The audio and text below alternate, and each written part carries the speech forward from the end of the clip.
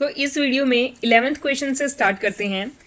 Consider the following statements regarding committee on public undertakings.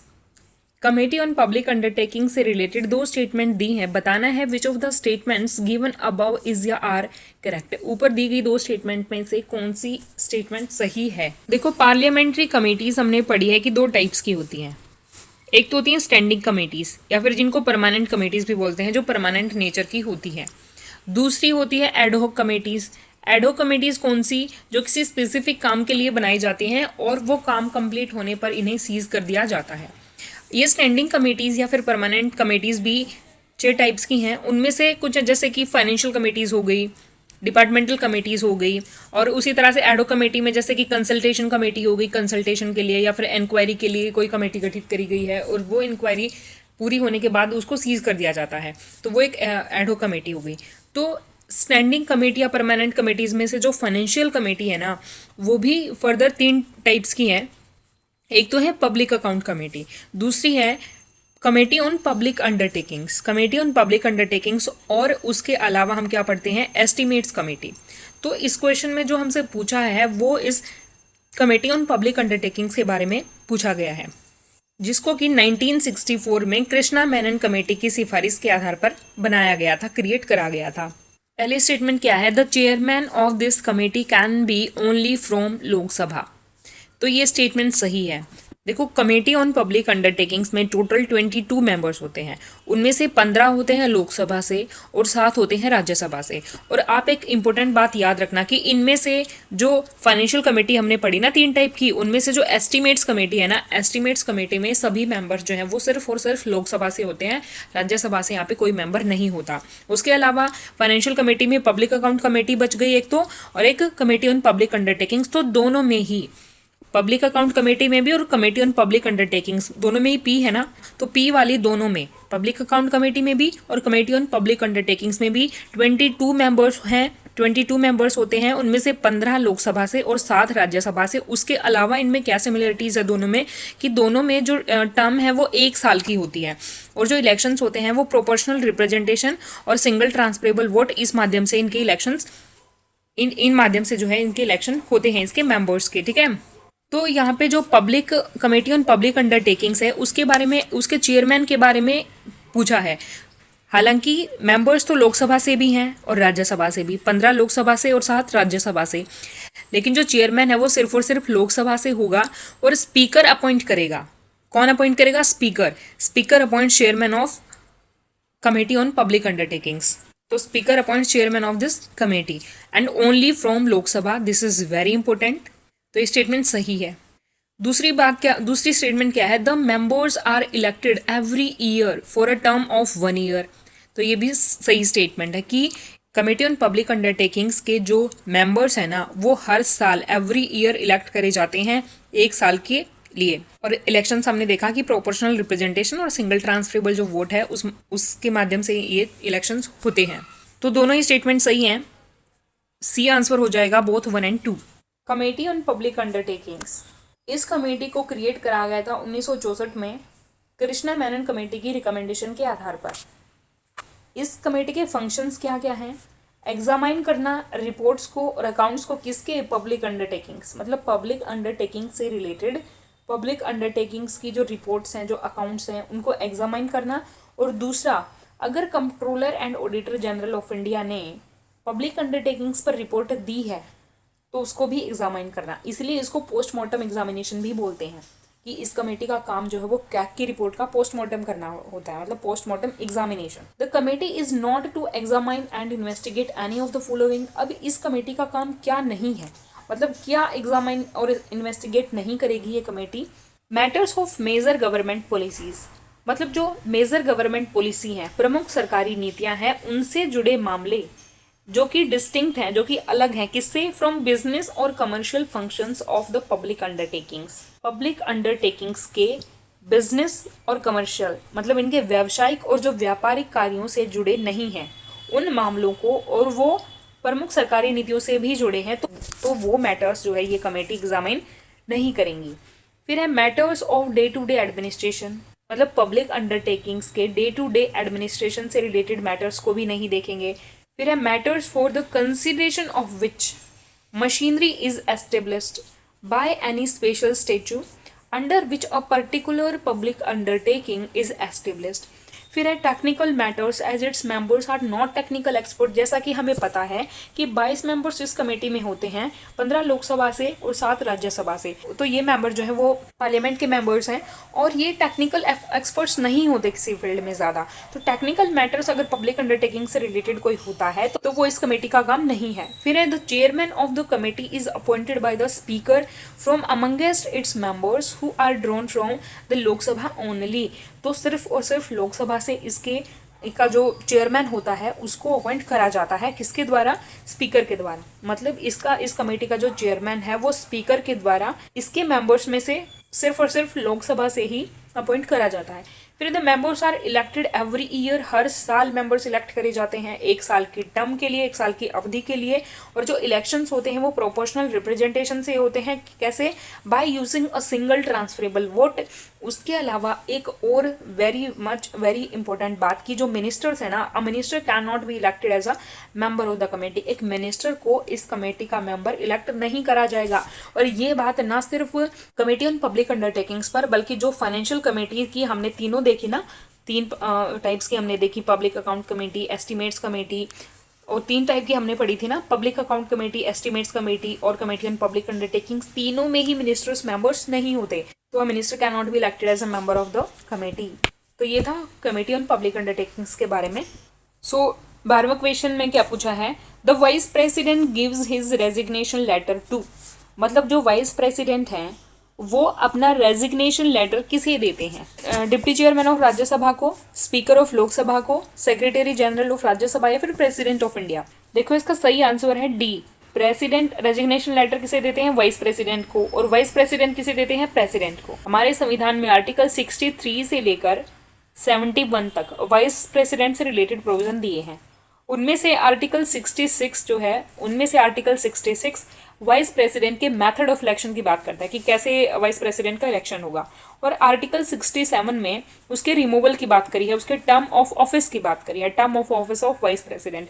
और article 67 में ये दिया है कि वाइस प्रेसिडेंट जो है अगर चाहे तो वो प्रेसिडेंट को एड्रेस करके by writing under his hand address to the president resign his office, वो अपने ऑफिस से रिजाइन दे सकते हैं। तो इसका आंसर डी हो जाएगा, president of India. Vice president Rajya Sabha के चेयरमैन के रूप में भी काम करते हैं, जो कि 5 साल की अवधि के लिए अपने पद को धारण करते हैं। कौन सी डेट से? The date on which he enters upon his office. उसके अलावा आर्टिकल 67 के क्लोज ए में क्या दिया है कि वाइस प्रेसिडेंट में by writing under his hand address to the president resign his office. तो वो प्रेसिडेंट को जो है रेजिग्नेशन लेटर सौंपते हैं। 13 क्वेश्चन, सुप्रीम कोर्ट के जजेस के इम्पीचमेंट के उनके रिमूवल से रिलेटेड ये क्वेश्चन है। इसमें बताना है which of the statements given above is are correct. सही स्टेटमेंट कौन सी है? पहला है there is no fixed tenure for the supreme court जज। कोई फिक्स्ड टेन्योर नहीं है। क्यों? क्योंकि he can be removed from his office by the president. वो प्रेसिडेंट के द्वारा उन्हें उनके पद से हटाया जा सकता है on the recommendation of the parliament, parliament की रिकमेंडेशन से। देखो हमने सुप्रीम कोर्ट के जजेस के इम्पीचमेंट के बारे में पढ़ा है। सुप्रीम कोर्ट के जजेस को पार्लियामेंट के किसी भी हाउस में इम्पीचमेंट मोशन लाकर और फिर उस इम्पीचमेंट मोशन को दोनों हाउसेज में, राज्यसभा में भी लोकसभा में भी, और दोनों ही हाउसेज में स्पेशल मेजोरिटी से इम्पीचमेंट मोशन को पास किया जाता है और उसके बाद प्रेसिडेंट जो है उसको रिमूव करते हैं। इस तरह से इसका मतलब क्या है कि और देखो एक और इम्पोर्टेंट बात की ये सुप्रीम कोर्ट के जजेस और हाई कोर्ट के जजेस दोनों के इम्पीचमेंट जो हैं वो सेम है। तो इसका मतलब क्या है कि कोई फिक्स्ड टेन्योर नहीं होता उनका, उन्हें प्रेसिडेंट के द्वारा हटाया जाता है पार्लियामेंट की रिकमेंडेशन से। तो ये स्टेटमेंट इसका मतलब क्या हो गई? सही है। दूसरा, the conduct of supreme court जजेस can not be discussed in the legislature except during impeachment motion. जो अभी हमने इम्पीचमेंट पढ़ा सुप्रीम कोर्ट के जजेस का, तो उसका आधार क्या होगा, बेसिस क्या होगा? तो क्या दिया है? मिसबिहेवियर या फिर इनकैपेसिटी या फिर दोनों। वहीं अगर हम प्रेसिडेंट के इम्पीचमेंट की बात करें तो उसमें क्या था बेसिस? प्रेसिडेंट के इम्पीचमेंट के लिए आधार था व्यूलेशन ऑफ द कॉन्स्टिट्यूशन। लेकिन सुप्रीम कोर्ट और हाई कोर्ट के जजेस के केस में ये क्या है? मिसबिहेवियर और इनकैपेसिटी या फिर दोनों। लेकिन सुप्रीम कोर्ट के जजेस का ये जो कंडक्ट है ना, मिसबिहेवियर या फिर इनकैपेसिटी, ये लेजिस्लेचर में या फिर पार्लियामेंट हम कह सकते हैं, उसमें डिस्कस नहीं किया जा सकता सिवाय किसके। लेकिन एक एक्सेप्शन है, क्या? जब भी इम्पीचमेंट मोशन पास किया जाता है ना, इम्पीचमेंट मोशन लाया जाता है पार्लियामेंट के हाउसेज में, तो तब उनके कंडक्ट पर, तो तब सुप्रीम कोर्ट के जजेस के कंडक्ट पर जो है डिस्कशन हो सकता है लेजिस्लेचर में, उसके अलावा नहीं हो सकता। इसका मतलब क्या है? ये स्टेटमेंट भी सही है। तो दोनों ही स्टेटमेंट करेक्ट हैं। सी बोथ 1 और 2 आंसर हो जाएगा इसका। With regard to the office of Supreme Court Judge, there are following provisions in the Constitution. ये जो अभी प्रोविजन नीचे दिए हैं ना, अभी जिन्हें हम पढ़ेंगे, वो सभी कॉन्स्टिट्यूशन में दिए गए हैं। क्या क्या? पहले तो ये कि he holds office until he attains the age of 65 years. जब तक सुप्रीम कोर्ट के जज 65 साल की उम्र नहीं प्राप्त कर लेते तब तक वो अपने पद पर रहते हैं। Any question regarding his age, और इनकी एज से रिलेटेड अगर कोई प्रश्न उठता है, कोई सवाल उठता है, तो वो कैसे डिटरमाइन किया जाएगा? Is to be determined by such authority and in such manner as provided by parliament. तो उसी अथॉरिटी के द्वारा और उसी मैनर में जैसा कि पार्लियामेंट के द्वारा बताया जाता है। फिर है he can resign his office by writing to the president. यहाँ पे रेजिग्नेशन की बात है। अभी हमने पीछे इम्पीचमेंट पढ़ा था, यानी कि रिमूवल पढ़ा था कि कैसे उन्हें रिमूव किया जाएगा। लेकिन अगर उन्हें रिजाइन देना हो तो वो किसे देंगे? प्रेसिडेंट को। रिमूवल भी प्रेसिडेंट ही कर रहे हैं, लेकिन किसकी रिकमेंडेशन पर? पार्लियामेंट की रिकमेंडेशन पर। लेकिन अगर जजेस को खुद ही रिजाइन करना है तो वो किसको करेंगे? प्रेसिडेंट को। एक और चीज हमने पहले क्वेश्चन में क्या पढ़ा था कि वाइस प्रेसिडेंट किन्हें रेजिग्नेशन देते हैं? वो भी प्रेसिडेंट को, और सुप्रीम कोर्ट के जजेस भी किन्हें? प्रेसिडेंट को। फिर है he can be removed from his office by the president on the recommendation of the parliament. तो इसका मतलब क्या है? इसका मतलब ये है कि he does not have a fixed tenure, उन्हें फिक्स्ड टेन्योर नहीं मिला होता।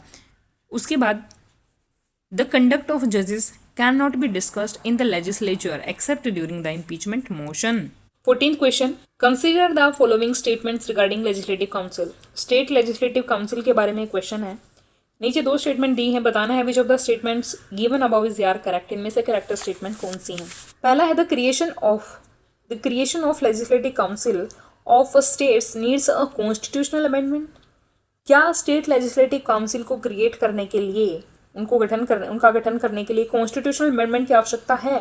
तो ये स्टेटमेंट गलत है, क्योंकि पार्लियामेंट सिंपल मेजोरिटी से ऑर्डिनरी बिल की तरह इस बिल को पास करके स्टेट लेजिस्लेटिव काउंसिल को ला सकती है। इसके लिए आर्टिकल 368 के अंडर कॉन्स्टिट्यूशन में अमेंडमेंट की आवश्यकता नहीं है। दूसरी स्टेटमेंट है it enjoys equal powers as the legislative assembly for ordinary bills. अगर ऑर्डिनरी बिल्स की बात हो तो क्या स्टेट लेजिस्लेटिव काउंसिल और स्टेट लेजिस्लेटिव असेंबली को इक्वल पावर्स होती हैं? तो ये स्टेटमेंट गलत है। कैसे, वो अभी हम आगे देखेंगे। तो इसका मतलब क्या है? दोनों ही स्टेटमेंट गलत हैं। तो इसका सही आंसर हो जाएगा डी, नाइदर 1 नॉर 2। देखो, हमारे देश में सेंट्रल लेवल पर और स्टेट लेवल पर दोनों में बाइकैमरलिज्म को फॉलो किया जाता है। सेंटर में upper house Rajya Sabha, lower house Lok Sabha. उसी तरह से स्टेट में upper house state legislative council, जिसे विधान परिषद भी बोलते हैं, और लोअर हाउस है विधान सभा, जिसको स्टेट लेजिस्लेटिव असेंबली भी बोलते हैं। ठीक है, तो जो राज्यसभा है वो किसके इक्विवेलेंट है? स्टेट लेजिस्लेटिव काउंसिल के, और लोकसभा स्टेट लेजिस्लेटिव असेंबली के।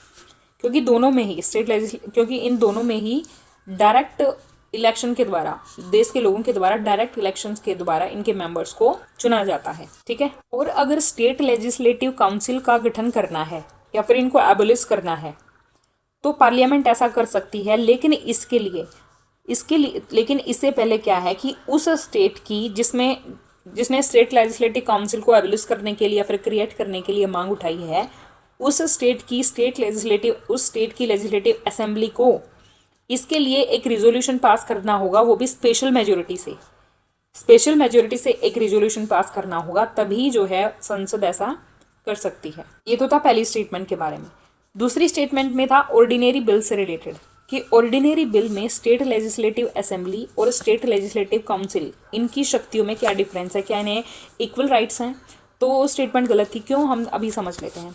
देखो, फॉर एग्जाम्पल कोई बिल स्टेट लेजिस्लेटिव असेंबली में पास हुआ, ठीक है, उसके बाद ऑर्डिनरी बिल की यहाँ पे बात हो रही है, मनी बिल की नहीं, ऑर्डिनरी बिल। क्यों? क्योंकि ऑर्डिनरी बिल के केस में अगर हम सेंटर की बात करें तो राज्यसभा और लोकसभा दोनों को इक्वल पावर्स हैं, लेकिन मनी बिल के केस में तो ऐसा नहीं है, वहाँ पे तो लोकसभा को ज़्यादा पावर्स हैं। अगर स्टेट्स की बात करें तो स्टेट्स में ऑर्डिनरी बिल के केस में भी स्टेट लेजिस्लेटिव असेंबली को ज़्यादा पावर्स हैं। कैसे अभी हम देखते हैं। मान लो कोई बिल स्टेट लेजिस्लेटिव असेंबली में पास हो गया, ठीक है, और वो स्टेट लेजिस्लेटिव काउंसिल के पास भेज दिया जाता है। और स्टेट लेजिस्लेटिव काउंसिल अगर 3 एक्शंस लेती है, जैसे कि पहला तो क्या कि स्टेट लेजिस्लेटिव काउंसिल जो है वो उस बिल में अमेंडमेंट सजेस्ट करती है और वो अमेंडमेंट जो है वो असेंबली द्वारा स्वीकृत नहीं है। दूसरी बात, स्टेट लेजिस्लेटिव काउंसिल जो है वो बिल को रिजेक्ट कर देती है। पहले तो क्या अमेंडमेंट सजेस्ट करे, कौन सी अमेंडमेंट जो कि स्टेट लेजिस्लेटिव असेंबली को पसंद नहीं, जो कि स्टेट लेजिस्लेटिव असेंबली रिजेक्ट कर देती है। दूसरा, बिल को रिजेक्ट करना, कि अगर स्टेट लेजिस्लेटिव काउंसिल बिल को रिजेक्ट कर दे। तीसरा केस क्या है कि स्टेट लेजिस्लेटिव काउंसिल 3 मंथ तक कोई भी एक्शन नहीं ले, 3 मंथ तक कोई भी एक्शन नहीं ले, उस बिल पर अपने पास ही रखे। तो इस केस में क्या होगा, उसके बाद क्या होगा, उसके बाद स्टेट लेजिस्लेटिव असेंबली क्या कर सकती है, तो इसके बाद जो स्टेट लेजिस्लेटिव असेंबली है ना, वो बिल को दोबारा से पास कर सकती है अगेन। और स्टेट लेजिस्लेटिव असेंबली बिल को दोबारा से पास करके अगर स्टेट लेजिस्लेटिव काउंसिल के पास भेजती है, तो दूसरे इंस्टांस में अब इतनी पावर्स नहीं है स्टेट लेजिस्लेटिव काउंसिल के पास। कैसे, तो अब दोबारा से स्टेट या तो क्या करेगी, अमेंडमेंट कहेगी कि इसमें अमेंडमेंट करो, और मान लो वो स्टेट लेजिस्लेटिव असेंबली को स्वीकृत नहीं है। दूसरा, मान लो उसने रिजेक्ट कर दिया। तीसरा, मान लो 1 मंथ तक, यहाँ पे अब दूसरे इंस्टांस में 1 मंथ का टाइम हो जाएगा, और अगर 1 मंथ तक स्टेट लेजिस्लेटिव काउंसिल ने उस बिल पर कोई एक्शन नहीं लिया, तो अब स्टेट लेजिस्लेटिव असेंबली बहुत ज़्यादा पावरफुल ऑर्डिनरी बिल के केस में हो जाती है, और तो इस स्थिति में इस बिल को दोनों ही सदनों के द्वारा पास माना जाता है। मतलब क्या, अब दोबारा से बेशक से स्टेट लेजिस्लेटिव काउंसिल कोई अमेंडमेंट सजेस्ट करे या फिर रिजेक्ट करे, और अगर 1 महीने से ज़्यादा अपने पास रखे, तो तभी उसकी सारी पावर्स फिर खत्म हो जाएंगी। फिर स्टेट लेजिस्लेटिव असेंबली में, तो जिस तरह से स्टेट लेजिस्लेटिव असेंबली ने उस बिल को पास करा था, उसी फॉर्म में उसको दोनों सदनों द्वारा पास माना जाता है। तो ये था इसके बारे में। और एक और इम्पोर्टेंट बात, इसका मतलब क्या है कि स्टेट लेजिस्लेटिव काउंसिल के पास सिर्फ 4 मंथ्स का ही टाइम होता है उसको डिटेन करने का और डिले करने का बिल को, इससे ज़्यादा नहीं होता। ये बहुत ही इंपॉर्टेंट डिफरेंस है इन दोनों में। और एक और इम्पोर्टेंट बात कि यहाँ पे कॉन्स्टिट्यूशन में जॉइंट सिटिंग का भी कोई प्रावधान नहीं है स्टेट्स के केस में। राज्यसभा में सेंटर में तो हमने देखा था कि प्रेसिडेंट जो है वो जॉइंट सिटिंग बुला सकते हैं, लेकिन स्टेट्स के केस में ऐसा नहीं है। कॉन्स्टिट्यूशन ने कोई जॉइंट सिटिंग का प्रावधान जो है वो नहीं दिया है। तो आई होप आपको ये क्लियर हुआ होगा। देखो, एक्सप्लेनेशन में वो सारी चीज़ें दी हैं जो अभी हमने पढ़ ली हैं कि बाइकैमरल होता है सेंटर के केस में भी, स्टेट के केस में भी, ठीक है। राज्यसभा और जो लेजिस्लेटिव काउंसिल है उसमें क्या सिमिलरिटीज़ हैं। उसके अलावा पार्लियामेंट की पावर्स दी हैं कि एबोलिश भी कर सकती हैं, क्रिएट भी कर सकती हैं। इसके लिए लेकिन स्टेट लेजिस्लेटिव असेंबली को इसके लिए एक प्रस्ताव पास करना होगा, किससे, स्पेशल मेजोरिटी से। और जो ये स्टेट लेजिस्लेटिव असेंबली को एबोलिश और क्रिएट करा जाएगा, वो अंडर आर्टिकल 368 के तहत कॉन्स्टिट्यूशन में अमेंडमेंट नहीं माना जाएगा, ठीक है। फिर है ऑर्डिनरी बिल के केस में हमने दोनों हाउसेज की पावर्स को पढ़ा, तो वहाँ पे दोनों की पावर को पढ़ा, तो वहाँ पे अल्टीमेट पावर किसके पास होती है, असेंबली के पास ज़्यादा होती है, क्योंकि स्टेट लेजिस्लेटिव काउंसिल या तो डिटेन और डिले कर सकती है सिर्फ बिल को 4 महीने तक, उससे ज़्यादा नहीं। 15th question, under which of the following circumstances the members of the state legislative assembly is या आर डिस्क्वालिफाइड। मतलब किन सर्कमस्टांसेस में स्टेट लेजिस्लेटिव असेंबली के मेंबर्स को डिस्क्वालीफाई माना जाएगा। If he is an undischarged insolvent, अगर उन्हें दिवालिया घोषित कर दिया जाए। If he is of unsound mind and stand so declared by court, अगर वो अनसाउंड माइंड डिक्लेयर कर दिया जाए किसी कोर्ट के द्वारा। If he is disqualified under the provisions of the 10th schedule, अगर 10th शेड्यूल में जो प्रोविजंस दिए गए हैं एंटी डिफेक्शन से रिलेटेड, तो तीनों ही स्टेटमेंट सही हैं। तीनों ही सर्कमस्टांसेस में स्टेट लेजिस्लेटिव असेंबली के मेंबर्स को डिस्क्वालीफाई माना जाएगा। तो डी इसका आंसर हो जाएगा 1, 2 एंड 3। देखो स्टेट लेजिस्लेटिव असेंबली या फिर स्टेट लेजिस्लेटिव काउंसिल के मेंबर्स के डिस्क्वालिफिकेशन के लिए जो आधार हैं, जो सर्कमस्टांसेस हैं, वो कुछ तो कॉन्स्टिट्यूशन में मेंशन करी गई हैं, कुछ कॉन्स्टिट्यूशन में अमेंडमेंट करके, जैसे कि 10th schedule locker disqualified on the ground of defection, इसको ऐड करा गया है। कुछ को रिप्रेजेंटेशन ऑफ पीपल एक्ट में लाया गया है, और कुछ को जैसे सुप्रीम कोर्ट की जजमेंट के द्वारा लाया है। तो इसमें कॉन्स्टिट्यूशन में कौन कौन सी मेंशन है। एक तो ये कि अगर किसी व्यक्ति ने यूनियन या फिर स्टेट गवर्नमेंट में कोई लाभ का पद धारण कर रखा हो, सिवाय उन पदों के जो स्टेट लेजिस्लेचर ने एग्जम्प्ट कर रखे हैं, पहली बात। दूसरी बात, अगर वो अनसाउंड माइंड हो गया है और ऐसा कोर्ट ने डिक्लेयर कर दिया है, अगर वो अनडिस्चार्ज इंसॉल्वेंट है, दिवालिया अगर घोषित हो गया है, अगर वो भारत का नागरिक नहीं है या फिर उसने अपनी मर्जी से किसी दूसरे देश की नागरिकता ग्रहण कर ली है, ठीक है, उसके अलावा अगर पार्लियामेंट कोई कानून बनाकर किसी डिस्क्वालिफिकेशन को ऐड करती है तो वो भी इसमें आएंगी। तो ये तो कॉन्स्टिट्यूशन में दी है। फिर कॉन्स्टिट्यूशन में अमेंडमेंट से कौन सी ऐड करी गई, देखो, स्टेट लेजिस्लेचर के दोनों हाउसेज के मेंबर्स को डिस्क्वालीफाई माना जाएगा अगर वो डिस्क्वालीफाई होते हैं on the ground of defection under the provisions of the 10th schedule, ठीक है। फिर है उसके अलावा अगर इलेक्शंस में कोई वो इलीगल प्रैक्टिस करते हुए पाए जाते हैं तो भी डिस्क्वालीफाई हो जाएंगे। उसके अलावा क्या है, बीइंग अ डायरेक्टर और managing agent of a corporation, अगर वो किसी ऐसे कॉरपोरेशन के या तो डायरेक्टर हैं या फिर मैनेजिंग एजेंट हैं, किस कॉरपोरेशन के, जिसमें भारत सरकार, जिसमें या तो स्टेट गवर्नमेंट या फिर सेंट्रल गवर्नमेंट का कोई फाइनेंशियल इंटरेस्ट हो, तो तभी वो एलिजिबल नहीं होंगे इसके लिए। उसके अलावा फिर है रिप्रेजेंटेशन ऑफ पीपल एक्ट में क्या मेंशन है, देखो कुछ सर्टेन ऑफेंसेस हैं, अगर किसी व्यक्ति ने कोई निश्चित अपराध कर दिया हो, सर्टेन ऑफेंसेस कौन से, जो कि अंडर सेक्शन 8 सबसेक्शन 1, 2 और 3 में दिए गए हैं, तो उन ग्राउंड पर भी इन्हें डिस्क्वालीफाई माना जाएगा। जैसे कि फॉर एग्जांपल अगर किसी व्यक्ति को 2 साल की सजा हो गई हो उस सर्टेन ऑफेंसेस में और उसके बाद वो 6 साल तक 6 ईयर्स तक वो दोबारा से इलेक्शन नहीं लड़ सकते, 6 साल तक के लिए वो डिस्क्वालीफाई हो जाएंगे, ठीक है।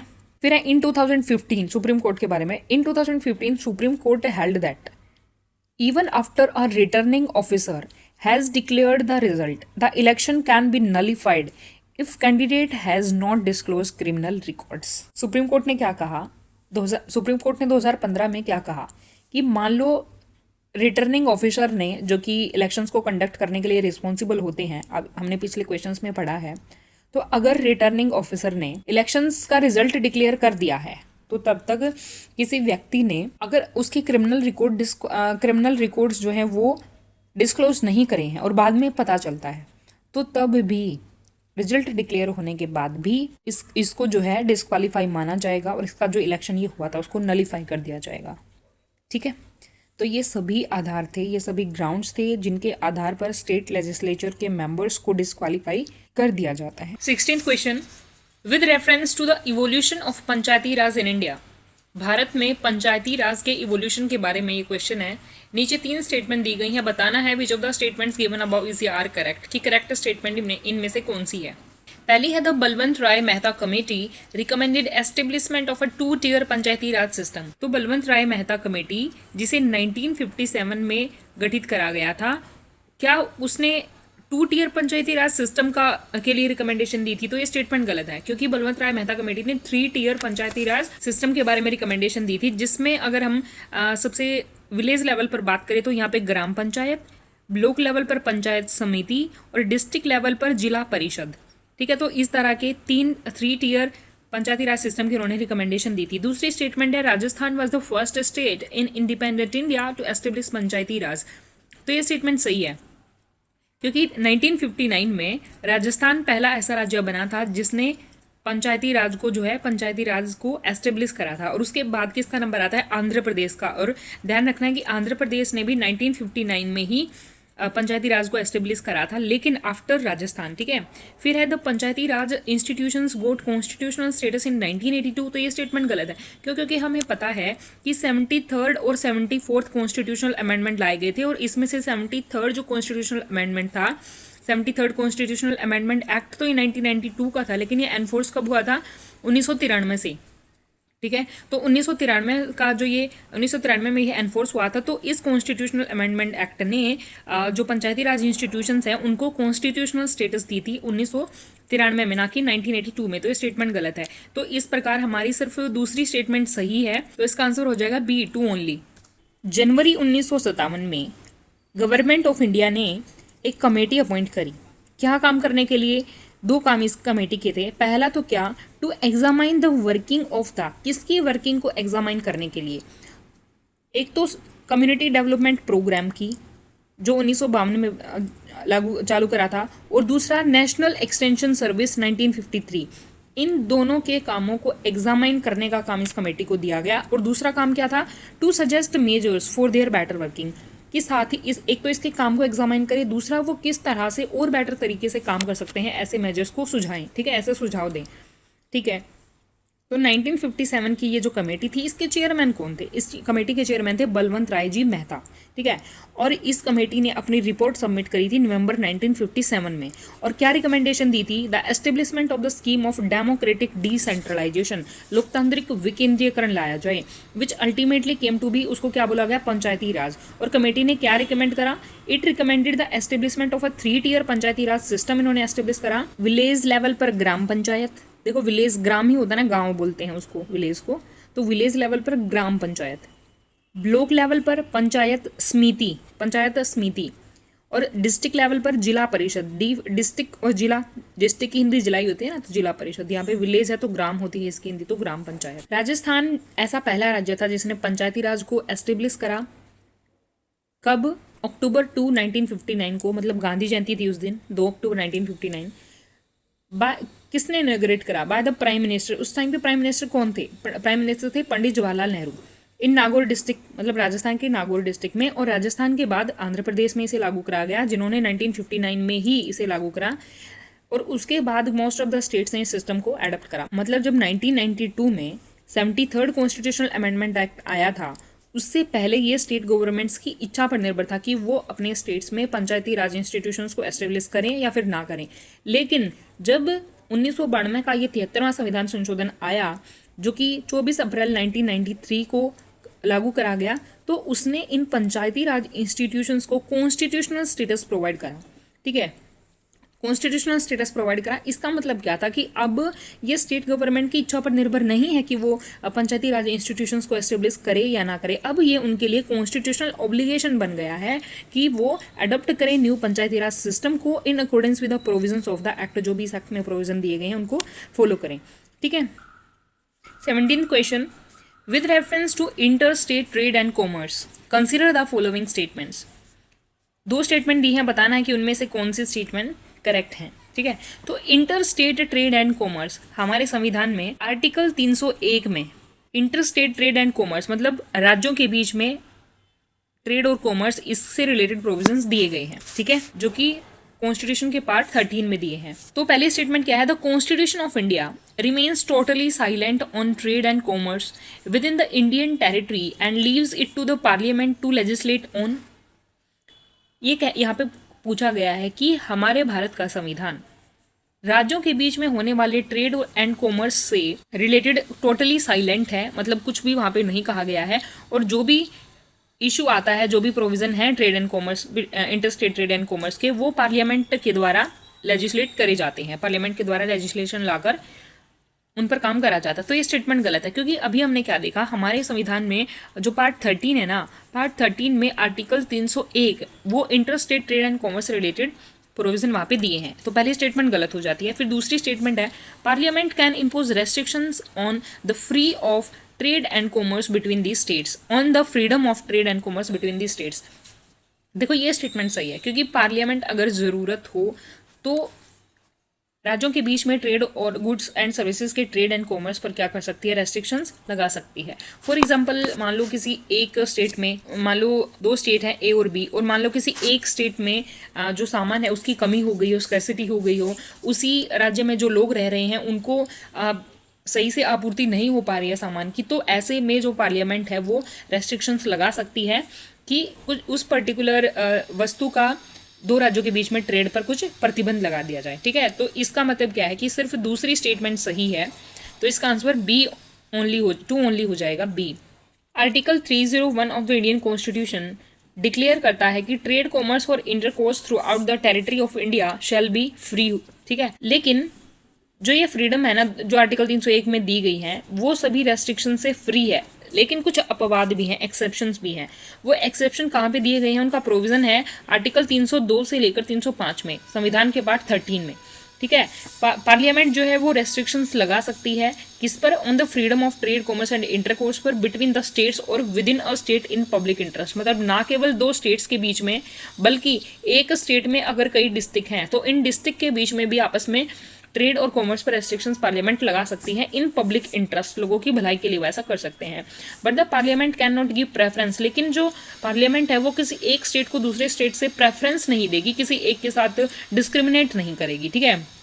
लेकिन इसके कुछ एक्सेप्शंस है। वो क्या है कि scarcity of goods in any part of India, अगर किसी देश के किसी एक हिस्से में अगर माल की कमी हो जाती है बहुत ज़्यादा, तो उस केस में जो है रेस्ट्रिक्शंस लगाए जा सकते हैं डिस्क्रिमिनेशन करके भी, ठीक है। 18th क्वेश्चन में क्या पूछा है, the provisions in the 5th schedule and 6th schedule in the constitution of India are related to, मतलब हमारे संविधान की 5वीं और 6ठी अनुसूची में जो प्रोविजंस दिए गए हैं वो किससे रिलेटेड है।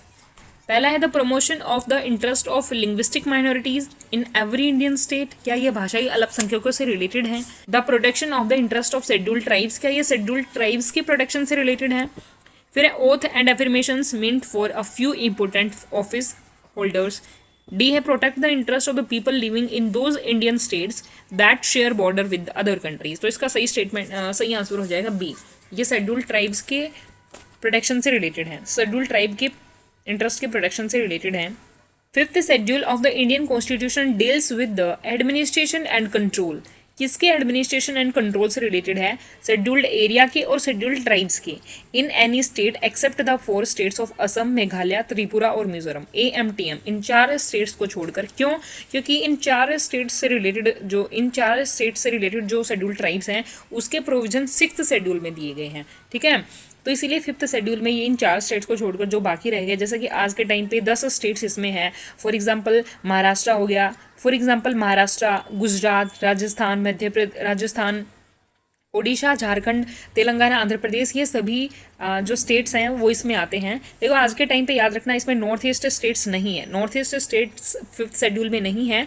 अगर हम प्रेजेंट डे की बात करें 6th शेड्यूल में ये 4 नॉर्थ ईस्ट स्टेट्स दिए गए हैं, क्योंकि इन शेड्यूल्ड एरियाज में जो आदिवासी लोग हैं वो रहते हैं, उनके द्वारा ये इनहेबिट करे जाते हैं ये एरिया, जो कि सोशली और इकोनॉमिकली बैकवर्ड होते हैं, और उनके जो सोशियो इकोनॉमिक कंडीशन है उनको इम्प्रूव करने के लिए स्पेशल एफर्ट्स की आवश्यकता है।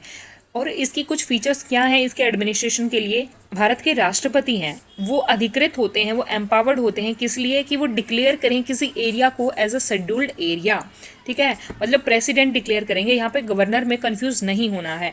उसके अलावा अगर इन शेड्यूल्ड एरिया में कोई इंक्रीज करना है, डिक्रीज करना है, या फिर इनकी बाउंड्रीज को बदलना है, इसकी बाउंड्री लाइन को अल्टर करना है, या फिर इन एरियाज को कोई नाम डेजिग्नेट जैसे करा गया है, नाम दिया गया है, तो उस नाम को रद्द भी किया जा सकता है। Make fresh order for such redesignation, और किसी एरिया को मान लो कोई और नाम देना है तो ऐसा ऑर्डर भी, फ्रेश ऑर्डर भी दिया जा सकता है उसके लिए। लेकिन यहाँ पे किसकी कंसल्टेशन की आवश्यकता है, in consultation with the governor of the state concern, उस स्टेट्स के गवर्नर की यहाँ पे परमिशन की कंसल्टेशन आवश्यक है। 6th शेड्यूल में जो भी प्रोविजन दिए गए हैं वो ट्राइबल एरियाज के एडमिनिस्ट्रेशन के लिए किन स्टेट्स में, असम, मेघालय, त्रिपुरा और मिजोरम में दिए गए हैं। 19th question, on pre mature dissolution of panchayat after 2 years of its constitution, मतलब अगर किसी पंचायत का उसके 5 साल की अवधि, जो 5 years की टर्म होती है, जो 5 years की का टाइम होता है, उससे पहले अगर किसी पंचायत का डिसोल्यूशन हो जाता है तो उसको प्री मैच्योर डिसोल्यूशन बोलते हैं। तो अगर 5 साल की अवधि से पहले ऐसा हो जाता है किसी पंचायत का डिसोल्यूशन, तो उससे संबंधित नीचे 4 स्टेटमेंट दी है कि उसके बाद क्या स्टेप लिया जाएगा, क्या कदम उठाए जाएंगे। पहला ये, it will be reconstituted to serve a full term of 5 years, मतलब जो ये पंचायत डिसॉल्व होगी ना तो इसको क्या बोलेंगे, डिसॉल्व्ड पंचायत, और जो दूसरी पंचायत होगी उसको क्या बोलेंगे, रिकॉन्स्टिट्यूटेड पंचायत, ठीक है, रिकॉन्स्टिट्यूटेड पंचायत। और अगर 5 साल की अवधि पूरा होने के बाद जिस पंचायत का गठन करा जाता है उसको न्यू पंचायत, हम फ्रेश पंचायत भी बोल सकते हैं, ठीक है। तो डिसॉल्व्ड पंचायत होगी कौन सी, जो उसकी 5 साल की अवधि पूरा होने से पहले ही डिसॉल्व हो जाती है।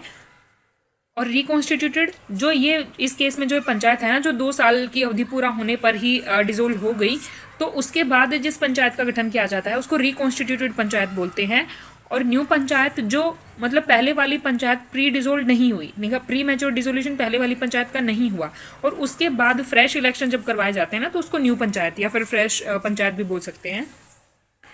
तो क्वेश्चन में पूछा है कि अगर ये पंचायत डिसॉल्व हो जाती है तो क्या इसके बाद जो है वो फ्रेश इलेक्शंस करवाए जाएंगे, और उस फ्रेश इलेक्शंस के लिए क्या जो नई पंचायत जो बनाई जाएगी, जो रिकॉन्स्टिट्यूट करी जाएगी, क्या उसकी अवधि 5 साल होगी? तो ये स्टेटमेंट गलत है। क्यों? क्योंकि ये जो दोनों पंचायत है ना, डिसोल्ड पंचायत प्लस रिकॉन्स्टिट्यूटेड पंचायत, इन दोनों की मिलाकर टर्म 5 साल होनी चाहिए।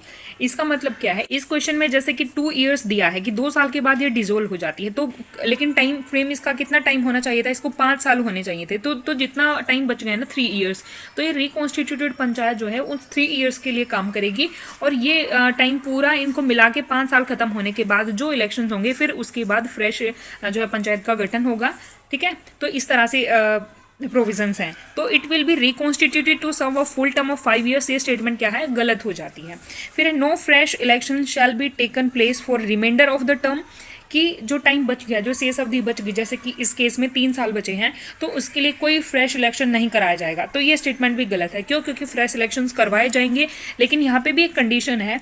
यहाँ पे भी कंडीशन क्या है? कंडीशन ये है कि जो ये टाइम बचा है ना, इस क्वेश्चन में तो 3 साल बचा है, लेकिन अगर ये टाइम 6 महीने से कम बचा हो ना, 6 मंथ से कम बचा हो, तो उस केस में इलेक्शंस, फ्रेश इलेक्शंस नहीं करवाए जाएंगे। ठीक है, तो ये याद रखना है। फिर है it will be reconstituted to serve reminder of the period, जो टाइम बचा, कितना बचा था इस केस में 3 ईयर्स, तो 3 ईयर्स की अवधि के को पूरा करने के लिए एक पंचायत रिकॉन्स्टिट्यूट करी जाएगी। तो ये स्टेटमेंट क्या है? सही है।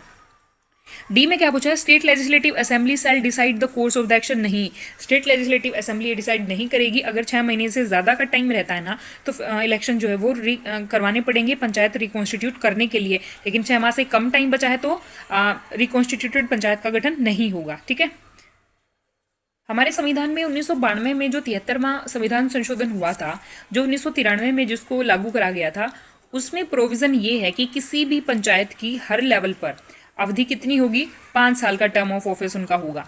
ठीक है, डिसोल्व भी हो सकती है। और जो इलेक्शंस करवाए जाते हैं ना पंचायत के केस में, वो 2 केस में होते हैं। एक तो ये कि कोई पंचायत जैसे 5 साल की अवधि पूरी करने वाली है, तो उससे पहले ही इलेक्शंस करवा लिए जाएंगे। और दूसरा कब? जब कोई पंचायत जो है प्री मैच्योर डिसोल्यूशन उसका हो जाता है, तो उस केस में उसके डिसोल्यूशन की तिथि से, मान लो आज की तारीख 1 तारीख और डिसोल्यूशन हुआ, तो 6 मंथ्स के अंदर अंदर इस अवधि में जो है इलेक्शंस हो जाने चाहिए। ठीक है, 20वां question, in the context of the 7th schedule local government as a subject comes under which of the following. देखो, हमें पता है कि 7th शेड्यूल में 3 लिस्ट दी हैं, यूनियन लिस्ट, स्टेट लिस्ट और कंकरेंट लिस्ट। यूनियन लिस्ट कौन सी है? जिसपे सिर्फ केंद्र सरकार को कानून बनाने का अधिकार है। स्टेट लिस्ट क्या है? जिस पर स्टेट गवर्नमेंट को कानून बनाने का राइट होता है। और कंकरेंट लिस्ट जिस पर दोनों को कानून बनाने का अधिकार होता है। रेसिड्यूरी पावर मतलब जो बच गई, ना तो वो यूनियन लिस्ट में है, ना स्टेट लिस्ट में, और ना ही कंकरेंट लिस्ट में।